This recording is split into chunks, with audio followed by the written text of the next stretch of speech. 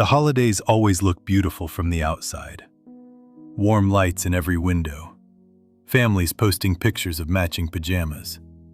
The perfect tree glowing in the living room like a magazine cover. It's the season that promises joy, connection, and memories that last a lifetime. But if you listen closely, beneath the sparkle and celebration, there is another story unfolding inside countless women. A quieter story. A lonelier one. A story made of pressure, exhaustion, and the constant fear of letting someone down. It often begins long before the first ornament is hung. A woman is already carrying the weight of 1,000 invisible tasks, half remembered, half expected, long before December arrives. There is planning to do, logistics to manage, emotional temperatures to monitor, and unspoken traditions to uphold. It's a role she didn't audition for, yet somehow she plays it every year. The orchestrator of holiday magic. Sarah, for example, didn't realize she was already at her limit until everything inside her snapped one quiet Tuesday night. She had spent the entire day juggling work, ordering gifts, arranging the meal plan, answering family questions, and silently stitching everyone's expectations into one seamless, beautiful holiday experience. That evening, she spotted a commercial on TV, a happy family laughing around a perfect dinner table, and to her own surprise, tears rushed to her eyes. Not the soft, sentimental kind, the tired, frantic kind that feel like they've been trapped behind your eyes for weeks. She didn't know why she was crying. Nothing terrible had happened. But that's the thing about burnout. It doesn't arrive dramatically. It arrives through tiny aches, small disappointments, and the quiet grief of feeling like everyone else gets to enjoy the holidays while you hold the weight of making them happen. Her story isn't rare. Many women carry a similar invisible load, one that doesn't show up in photos, but takes root in their bodies, their breath, their sleep. There's a certain heartbreak in feeling so responsible for everyone's joy that you forget you're allowed to have your own. A certain frustration in knowing that the work you do, the mental checklist that never ends, is something no one will ever truly see. And a deep, simmering anger that rises when you realize you didn't agree to be the emotional engine of the holiday. The world simply assumed you would be. Studies have shown that women are significantly more likely to experience holiday stress than men, not because they care more, but because they've been conditioned, often since girlhood, to feel responsible for the mood of the room. Responsible for making everything special. Responsible for ensuring harmony, smoothing tension, and maintaining a certain image of the perfect family moment. It's a heavy inheritance, passed from mother to daughter, not through words, but through behavior. You watch your mother give until she's empty, and you learn that this is what love looks like, that this is what women do. This conditioning works quietly. It persuades women to say yes, even when they're breaking. It whispers that asking for help is a failure. It tells them their worth is measured by how seamlessly they can manage chaos while keeping a warm smile on their face. It creates a world where a woman can prepare a full holiday meal, wrap gifts until her fingers ache, manage everyone's expectations, remember every detail, yet still feel like she is not doing enough. And beneath all of this, there is guilt. The sharp kind. The kind that makes a woman feel guilty for feeling tired. Guilty for not having the holiday spirit everyone else seems to have. Guilty for wanting rest, when the world tells her she should want gratitude, celebration, abundance. It's a guilt that sinks into her bones and makes joy feel like something she has to earn instead of something she deserves. But guilt is only one emotion in this labyrinth. There is sadness too. The sadness of feeling unseen in her own home, of watching everyone enjoy the holiday she built while she stands in the kitchen catching her breath. There is anger, the quiet, internal kind that grows when she realizes that she is applauded for her sacrifices, but rarely supported in preventing them. there is fear. The fear of being judged as selfish, or disappointing family, or not living up to the image she's supposed to maintain. And there is hope, because deep down, she still believes that joy is possible, that peace is possible, that a softer holiday exists somewhere within reach.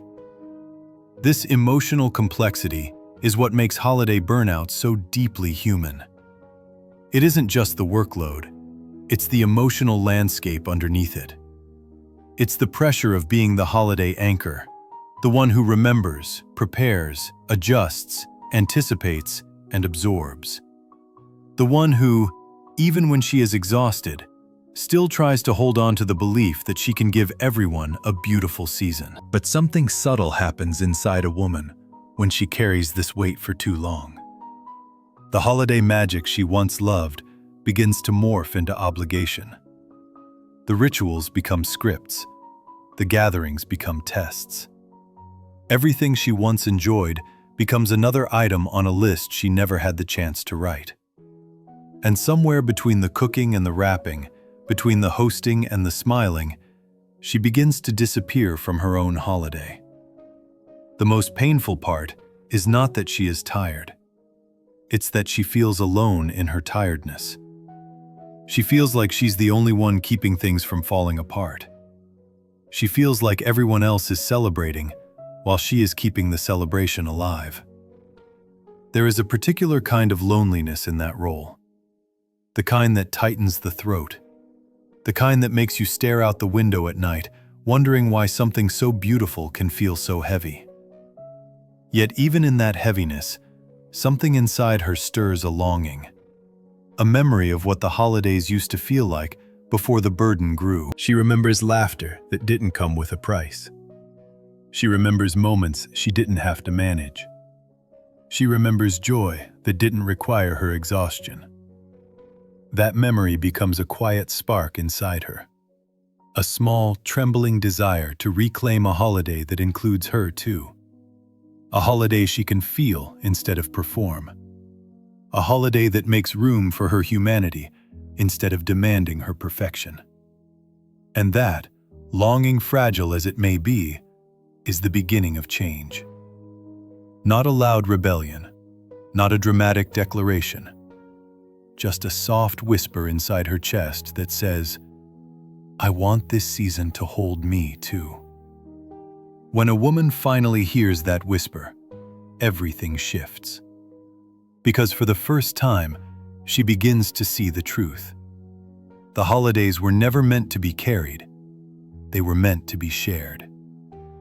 There's a moment in almost every woman's life when she realizes she is not just preparing for the holidays, she is managing them.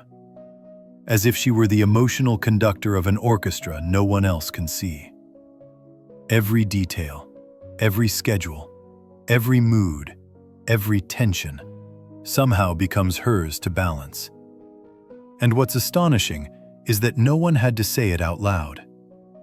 The expectation settled quietly on her shoulders, like snow that accumulates inch by inch until the weight becomes undeniable.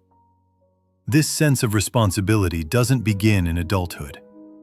It begins long before, a silent inheritance from the women who came before her. Many daughters grew up watching their mothers stretch themselves thin to create joy for everyone else.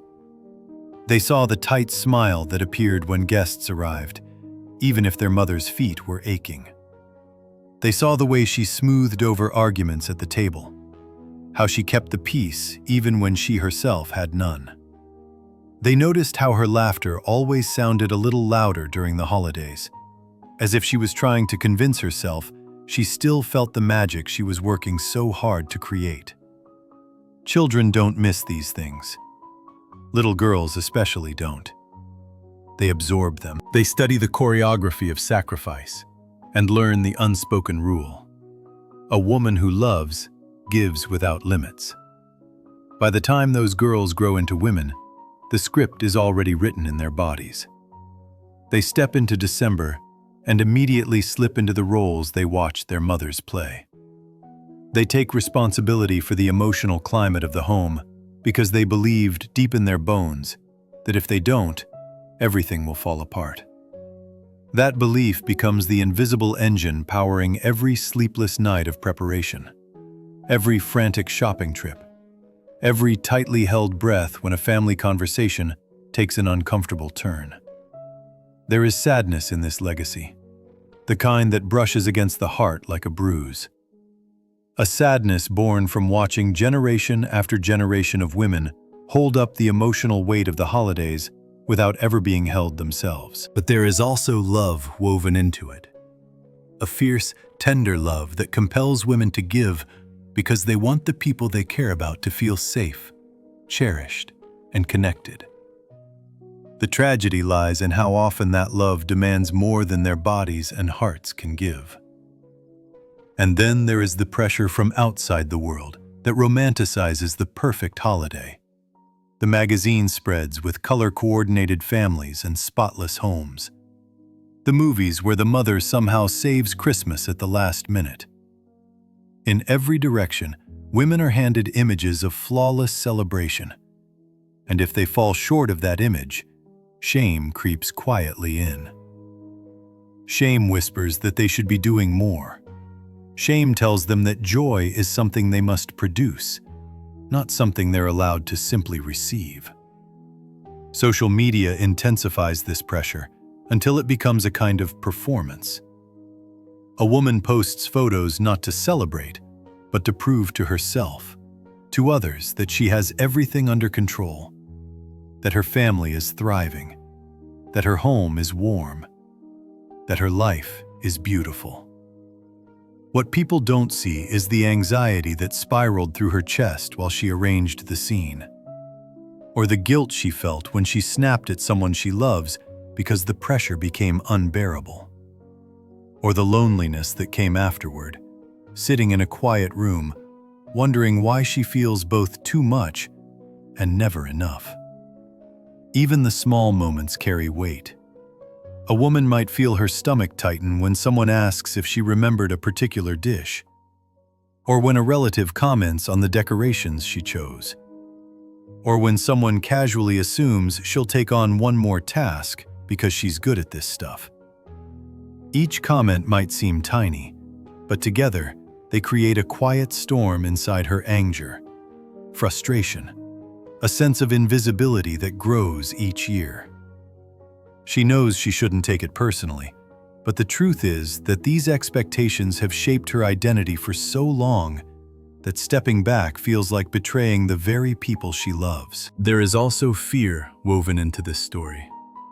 Fear of disappointing others, fear of being judged, fear of being seen as selfish, fear that if she stops being the emotional caretaker, the glue that binds everyone together, the holiday will unravel. This fear is not irrational.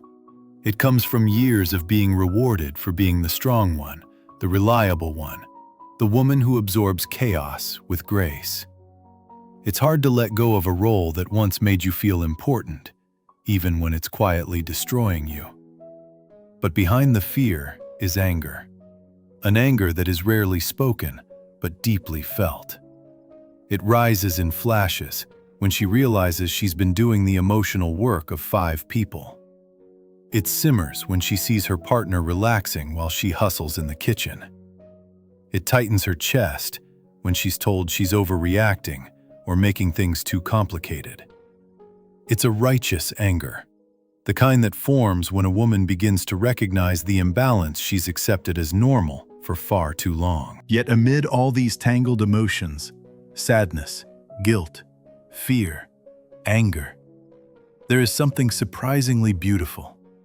A quiet longing for joy that belongs to her as much as to anyone else.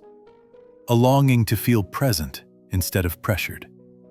To experience the holiday instead of managing it. To laugh without thinking about what still needs to be done.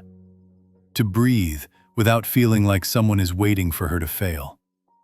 This longing is not weakness. It is truth. It is the voice of the part of her that remembers the holidays she once loved, the softness she once felt, the excitement that once came naturally. It's the part of her that knows she deserves a holiday that includes her too. A holiday where her joy is not an afterthought, but a priority. And when a woman finally listens to that longing, something inside her begins to shift. She starts to question the expectations she has carried for so long. She begins to see the difference between love and obligation. She starts imagining a life where her worth is not tangled up in the tasks she performs or the traditions she maintains. A life where joy is not something she manufactures for others, but something she claims for herself. This is where the story of holiday burnout begins to transform, not through rebellion, not through anger, but through a quiet recognition that she is allowed to be human, allowed to feel tired, allowed to rest, allowed to choose herself, and allowed, perhaps for the first time, to step back from being the keeper of everyone's joy and finally learn what it means to hold her own. There comes a moment, usually quiet and unexpected, when the pressure women carry during the holidays transforms from simple stress into something sharper, something that cuts deeper than anyone around them realizes. It often doesn't happen in the middle of a dramatic argument or during a chaotic family gathering. It happens in the stillness, when no one is watching, when the weight that has been building for weeks finally finds a weak spot. For Sarah, that moment arrived the night before Christmas Eve. The house was silent, wrapped in a soft glow from the tree she had spent hours decorating. Everything looked perfect. The gifts were wrapped, the menu was planned, the schedules were aligned, the stockings hung evenly. The illusion was complete. And yet she felt a heaviness in her chest, as though she were holding her breath underwater. She stood in the kitchen, surrounded by the remnants of the day bowls, ribbons, half-written cards, a to-do list full of things no one but her even knew existed. She leaned against the counter, and without warning, her vision blurred. Tears dropped onto the tiles, one after another, and she realized her body was doing something her mind had refused to acknowledge. It was breaking. What she felt in that moment was not just exhaustion. It was grief. Grief for the version of herself that once loved the holidays. Grief for the joy she once felt naturally, before it became something she had to produce for everyone else. Grief for all the years she pushed herself through the season like a machine, performing cheerfulness while slowly hollowing herself out. It's a grief many women know but rarely speak about. The grief of losing themselves inside a role they never asked to play. And grief isn't the only thing that rises at the breaking point. There is also anger, the kind that creeps up through the chest like a slow burn. Anger at the imbalance she can no longer ignore. Anger at the assumptions placed on her. Anger at the silence of others who benefit from her labor but never acknowledge it. It's a rage that feels both justified and terrifying, because women are taught from childhood to swallow their anger long before it has the chance to breathe. Yet underneath the anger lies something even more frightening. Fear. Fear of what will happen if she admits out loud that she can't keep doing this. Fear that she will disappoint people she loves. Fear that she will be seen as dramatic or ungrateful. Fear that if she drops one piece of the holiday machine she's holding together, everything will collapse and the blame will fall on her. This tangled mix of sadness, anger, and fear creates an emotional storm that quietly chips away at a woman's well-being. It is not simply holiday stress, it is emotional damage, the kind that accumulates year after year until her body begins to speak for her. The headaches, the back tension, the tight chest, the short temper, the numbness that creeps in because feeling everything at once becomes unbearable. What's heartbreaking is that the world often doesn't see this damage. On the outside, the holiday still looks beautiful. The family still smiles for photos. The traditions still unfold. People around her assume she's fine because she always has been, because she always manages to pull it together, because her breakdowns happen privately, behind bathroom doors, and in the quiet corners of her mind. Many women reach this breaking point long before anyone notices. They learn to cry in short bursts, 3 minutes in the shower, 2 minutes in the car, just enough to release pressure, never enough to disrupt anything. They learn to force a smile while resentment coils inside them. They learn to perform joy even as their hearts grow heavier. The damage becomes part of them, a quiet companion they carry from holiday to holiday like an old scar. And yet, even at the breaking point, there is something strangely beautiful in a woman's vulnerability. When the facade cracks, she meets herself honestly for the first time in weeks. She sees her limits. She sees her needs. She sees the truth she has been too busy to acknowledge. She is human. She is tired. And she cannot keep trading pieces of herself for fleeting moments of holiday perfection that no one will remember in the long run. The breaking point is painful, but it is also a moment of clarity, a moment when a woman recognizes the cost of the expectations placed on her. She begins to question why she is the one carrying everything. She begins to understand that her exhaustion is not a personal failure, but the predictable outcome of emotional labor that was never meant to fall on one pair of shoulders. For some women, this clarity comes with frustration at herself for waiting so long to see it. For others, it brings relief, a sense of release that feels like taking the first full breath in weeks. And for many, it brings a flicker of hope, fragile but real. The hope that things could be different, that the holiday doesn't have to break her, that joy could return, not as a performance, but as a feeling. There's a profound truth in this moment of breaking. When something cracks, light can enter. When something falls apart, it creates space for something new to emerge. A woman's breaking point is not the end of her strength. It is often the beginning of her awakening. The moment she realizes that the life she is living is too small for the heart she carries, and that something has to shift. Once seen, this truth cannot be unseen. It sits gently on her chest, urging her to imagine a holiday that doesn't depend on her suffering. A holiday where the weight is shared. A holiday where her needs matter as much as her efforts. A holiday where she is not the invisible backbone, but a living, breathing person whose joy is just as important as anyone else's. The breaking point is a quiet turning of the soul, a moment that whispers, not demands, that she deserves softness too, that she deserves warmth, that she deserves a place in the very joy she has spent years creating for others. And once she hears that whisper, something inside her finally begins to rise. There is a moment after the breaking when a woman sits in the quiet aftermath of her own exhaustion and realizes she cannot keep living inside the same pattern. The holidays have taken too much for too long, and something deep inside her knows she needs a different way of moving through this season that doesn't require sacrificing pieces of her soul for the sake of keeping everyone else comfortable. That realization doesn't come with fireworks. It arrives gently, like a soft breath after weeks of holding everything together. And with that breath comes the beginning of reclamation. The slow, deliberate act of choosing to protect herself in a world that has taught her to do the opposite. For Sarah, the morning after her breakdown felt strangely calm. She made coffee, sat by the window, and watched the light spill across the living room. The tree still twinkled as if nothing had happened, but she felt the shift inside her. The knowing that if she continued carrying the entire holiday on her own, she would break again.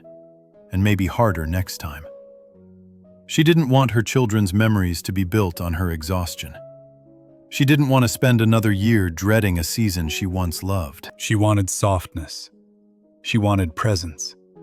She wanted to be part of the holiday, not behind it. So she decided, quietly and without fanfare, to make a change. The first shift came from a place of both fear and relief, letting go of the belief that she must be the one who creates every moment of holiday magic. It felt strange, almost rebellious, to allow others to step in. She told her husband he would be responsible for the Christmas Eve dinner sides. She asked her children to take over the decorating of their own rooms. She handed her sister the task of choosing family games for the night. And although her voice trembled slightly each time she delegated, there was a surprising sweetness in watching these tiny responsibilities land in the hands of others. A sweetness in realizing she didn't have to carry everything to prove her love. The world teaches women to equate delegation with failure. But what Sarah discovered, slowly and tenderly, was that sharing the load wasn't taking something away from her family. It was giving them a chance to participate. A chance to build memories that didn't depend solely on her. And in that shared participation, joy began to feel less like a performance and more like a collective experience. The second shift required even more courage, examining the traditions she kept repeating simply because she believed she had to. For years, she had baked a long list of elaborate desserts because her mother once did the same. She had mailed out dozens of handwritten cards because it felt like the right thing to do. She hosted a formal dinner because she thought it mattered. But when she asked herself honestly which of these rituals still felt meaningful, she realized how many were remnants of a past that no longer fit her life. There was sadness in letting some of those traditions go, as if she were saying goodbye to parts of her own history. Yet there was also relief, warm, liberating relief, in choosing what genuinely brought joy rather than what preserved an image. She kept the traditions that made her heart feel full, and she released the ones that felt like obligation. And as she did, she discovered something surprising. The holiday didn't shrink. It expanded. It became gentler, more grounded, more real.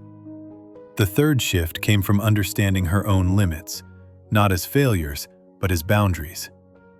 She had spent years treating her time and energy as bottomless resources, agreeing to every invitation, every request, every expectation that floated toward her. But burnout had taught her something essential. Every yes she gave without intention was a quiet no to herself. So she began to protect her time. She chose fewer gatherings, not out of avoidance, but out of devotion to her own well-being. She declined politely when her body asked for rest. She carved out small pockets of quiet in her calendar, moments where she allowed herself to breathe, to think, to exist without being needed. There was guilt at first, a sharp pinch each time she said she couldn't attend an event. But the guilt softened when she noticed something she had never considered. The world didn't fall apart when she stepped back. The holiday didn't crumble. People adjusted. They understood. And those who didn't were responding to the boundary, not her worth. The final shift came from a place of emotional protection, choosing which conversations she allowed into her space. Every family has topics that bruise the heart. Questions about her life choices, comments about her body, comparisons that sting harder during the holidays. For years, she had absorbed these conversations with a quiet smile, pretending they didn't wound her. But this year, she decided she would no longer let her holiday peace be disrupted by someone else's unresolved issues. She practiced gentle exit lines, steering conversations toward warmth. When someone pushed into territory that felt intrusive, she softened her tone and shifted the subject. When she felt her emotions tightening, she excused herself with grace. It wasn't avoidance, it was self-respect. And for the first time in years, she ended gatherings without carrying the weight of emotional bruises home with her. Each of these shifts, delegating, releasing old traditions, protecting her time, and guarding her emotional space, didn't transform her holiday overnight. but they began to reshape the way she experienced it. They created small openings of peace in places that used to feel tight. They brought moments of laughter that felt genuine. They allowed her to see her family not as responsibilities, but as companions in celebration. What surprised her most was the happiness that emerged once she stopped performing the holiday and started living it. It was a softer kind of joy, not loud or dazzling, but steady. A joy rooted in presence rather than perfection. A joy she could actually feel instead of forcing. And in that joy, there was hope. Hope that the holiday could be different. Hope that she could rewrite the story she had been handed. Hope that choosing herself didn't diminish the magic, deepened it. The reclamation of her holiday didn't come from doing more. It came from releasing the belief that she must carry everything alone. It came from allowing herself to be human in a season that pressures women to become something else entirely. And as she moved through her days with this new tenderness, she realized something profoundly true. A woman who protects her peace becomes the brightest light in the room, not because she is perfect, but because she finally allows herself to shine. The first morning after Christmas felt different for Sarah. Not because the house was quieter or because the celebration had ended, but because for the first time in her adult life, she woke up without that familiar heaviness in her chest. There was no panic about what she hadn't finished, no shame about not doing enough, no exhaustion that made her bones feel hollow. She lay beneath the blankets and let herself breathe deeply, tasting the strange sweetness of a holiday that hadn't drained her. It wasn't a perfect holiday. The dinner wasn't flawless. The decorations weren't symmetrical. A few traditions slipped through the cracks. And yet, she felt something she hadn't felt in years. She felt present. She had laughed, not the polite hostess laugh she'd learned to master, but the kind that makes your eyes soften. She had taken breaks without apologizing. She'd sat on the couch beside her family instead of hovering around them. She had chosen herself without abandoning anyone. What surprised her most was that nothing exploded. No one complained that things were different. The holiday did not crumble because she set boundaries. It didn't lose its magic because she shared the load. If anything, it became fuller, less curated, more human. And that humanity brought her a quiet sense of joy that felt like a small miracle. She realized then that holidays were never meant to be perfect. They were meant to be lived. They were meant to be felt. They were meant to hold moments that are real and messy and warm. And somewhere between the burnt pie crust and the mismatched wrapping paper, she found the kind of magic she'd been chasing for years without knowing she already had it inside her. It's strange, isn't it? How women spend so much of their lives striving to maintain an image of the holiday that doesn't actually bring them joy. They hold themselves to impossible standards, believing that love is measured in tasks completed and traditions upheld. And yet the memories that stay with people aren't the ones staged with perfection. They're the ones where the room felt soft, where laughter lingered, where connection felt effortless. There's a tenderness in realizing this truth. There was joy in the simplicity. Joy in knowing she hadn't lost herself this time. Joy in understanding that she didn't have to shrink or disappear in order for others to feel whole. Joy in the awareness that she had given not from depletion, but from fullness. And in that joy, a new realization bloomed. Choosing herself didn't take anything away from anyone else. It simply returned her to the center of her own life. There's a deep emotional shift that happens when a woman finally chooses to honor her limits. It softens anger, dissolves guilt, and turns fear into clarity. It transforms the holiday from something she must endure into something she can savor. It gives her permission to breathe, to step back, to exist without constantly performing. This shift doesn't erase the sadness of past years, but it does something gentler. It redeems them. It gives her the chance to build new memories on firmer ground, memories that come from a heart no longer running on empty. And in those memories, she discovers something she never expected. She is allowed to experience magic too. As the year began to close, Sarah found herself thinking not about the stress she avoided, but about the moments she reclaimed. The small ones, the quiet ones. Laughter while washing dishes with her daughter. A soft conversation by the fireplace. A slow walk in the cold night air, hand in hand with her partner. Moments she would have missed if she had still been lost inside the endless checklist she once mistook for love. She understood then that holidays aren't made meaningful by effort. They're made meaningful by presence. And presence requires space. Space requires boundaries. Boundaries require courage. And courage begins with the truth that a woman's joy is not a luxury. It is not optional. It is not something she earns by overextending herself. It is a right, a fundamental one. And maybe that's the real message hidden inside holiday burnout. That a woman's worth is not measured by how seamlessly she can hold everyone else together, but by how deeply she allows herself to be part of her own life. Maybe the magic was never in the meal or the decor or the traditions. Maybe it has always been in the moments when she lets herself simply be human, open, honest, tired, hopeful, imperfect, present.